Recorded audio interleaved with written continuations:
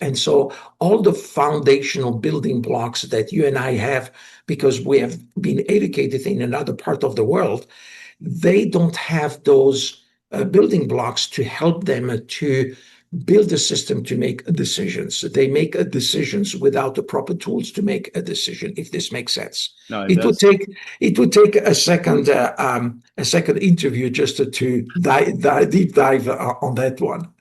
I may take you up on that because that would be an interesting conversation as well.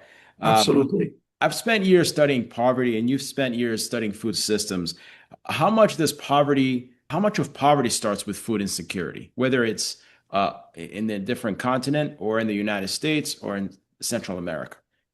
What makes food insecurity part of the poverty dilemma is actually a lack of entrepreneurship.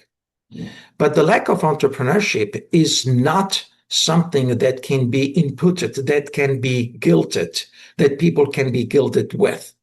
But it starts by not having those muscles of resiliency other than those to survive in order to make something out of nothing. Mm. So allow me to go back to Eswatini. Let me share a few statistics. 90% of males have HIV, 70% of males are out of a job. How, and it's a fertile country. How is this possible that 70% of people are out of a job?